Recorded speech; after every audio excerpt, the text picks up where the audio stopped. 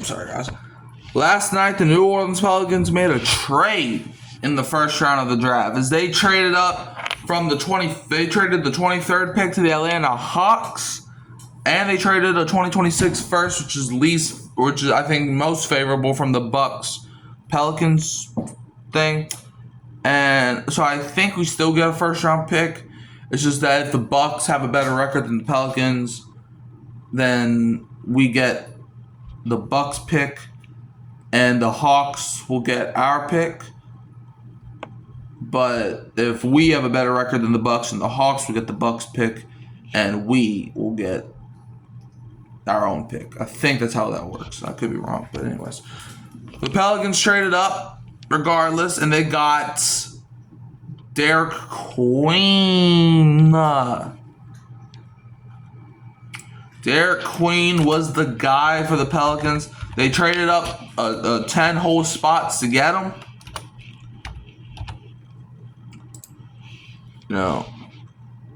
Hold on, let's pull up his draft file first. Derik Queen, a member of the Pelicans, which is good because we do need center help. Hold on. Derik Queen. Okay, so hold on. I don't love the pick. I think, he wasn't the best center on the board. And if you're the Pelicans, I would have went with the dude from Duke here, because I'm pretty sure he was on the board. Or did he get picked before? I don't know. But I don't love the pick. I'm not mad at it because we do need center. Yves Missi can't do it all by himself, even though Missi did have one of the best rookie seasons last year. However, I don't love the pick. I'll say that. Okay, I think we could have did better here, and also I don't think we had to trade up to get him. But that's what the Pelicans decided to do. So let's look at his NBA comparison is Brad Miller and Zach Randolph. Derik Queen, center from Maryland. All right. Queen at 6'10" possesses a combination of size and speed that will allow him to immediately compete with players at the next level physically. He crashes the glass hard, averaged 9.2 rebounds for the Terrapins, second in the Big Ten in rebounds per game. Knows how to use his body to outmaneuver opponents down low or can simply overwhelm them. Isn't reliant on the pieces around him to get the ball in his hands. Can be proactive with both calling for the ball and moving off the ball for more opportunities. Queen can generate offense beyond the post and has the handle and agility to work his way from half court to the paint. Extremely light on his feet for his size, possesses lateral quickness that is rare for a player of his size, leading to him becoming one of the most impactful defensive players in his class, as he averaged 1.1 blocks and 1.1 steals this year. He has the potential to be one of the best 1 to 5 defenders at the next level, extremely capable as a switch/help defender. When dialed in, Queen has an all-world motor and can be relentless and will continue to hunt for the shot that is best for him. He is one of the best playmaking bigs in his class, as he averaged just under 2 assists per game this year, and is comfortable creating out of the post and doesn't always fully commit to scoring when driving to the rim. He shows the potential to develop into a capable floor spacer. He had 2 games shooting over 40% from deep despite limited attempts. Already has a solid mid-range jumper and soft touch at the rim. A player with a lot of determination and focus. Let's look at some of Derik Queen's weaknesses. Queen, as it stands, isn't a player capable of anchoring a pro-level defense, let alone a college one. He finds the most success as a roamer/switcher who can match up to anyone with his size and speed, but lacks true on-ball defensive skills to lock down the paint. He is an offensive-minded player first, but without the ability to space the floor every night, he will need to become adept at always playing on both sides of the ball. Dominant offensively, but struggles with offensive consistency. He scored in single digits 5 out of 8 straight games in January. As of now, he isn't capable of spreading the floor and will be reliant on scoring with 14 feet of the basket.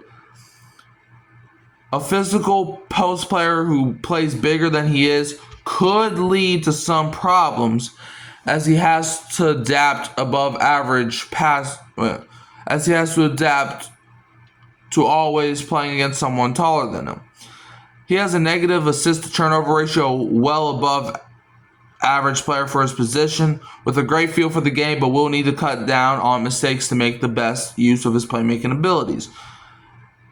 A streaky shot blocker, has nights where he can dominate the paint, but others where he'll finish with no blocks and had a minimal interior presence. He will need to be paired with a team that already has a solidified defensive system for him to show his full value on that end of the ball. Now let's look at his overall. Queen was a member of the 2023 Montverde Academy squad, potentially the best high school team in history. He was a highly coveted prospect who received offers from elite programs like Kansas, LSU, and Houston. However, choosing to join the Terrapins has clearly worked out for him, as he has skyrocketed up big boards all year long and already made a name for himself as one of the best big men in the nation. Aside from some of his glaring weaknesses, it isn't hard to tell that Queen has a natural level of talent that far exceeds that of most players. His footwork in the both high and low post, and his ability to create for himself despite his size and frame, will have scouts ready to jump at the chance to get such a polished interior threat. He had numerous big performances this season. 2020 game in his debut against Manhattan, career high 31 points against Michigan in the final game of the season, and has shown that his ceiling is astronomically high. The concerns about Queen as a defensive anchor in the paint, as well as his lack of ability to space the floor, are valid. But he has shown flashes in both of those categories and has both the intangibles and natural talent to develop his skills to point of becoming at least he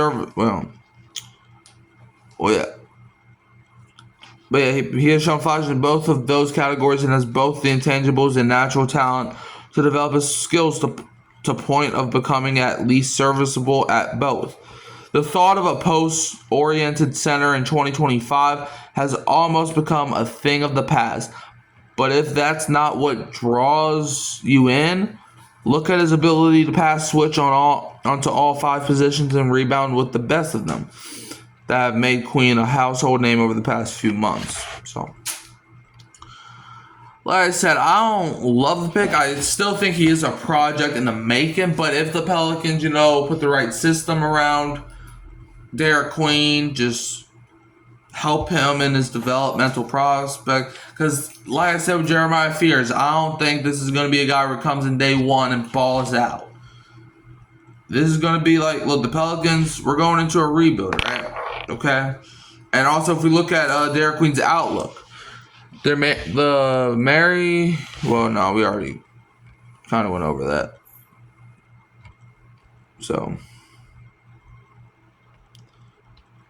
So yeah, like, how do y'all feel about the pick? I'm still on the fence about it, but you can always let me know in the comments if you like the pick or not. And by the way, just so y'all know, the Pelicans do have the 40th pick tonight in the second round. That's the only second round pick that they have as of right now. And the reason they got the 40th pick was because they traded CJ McCollum.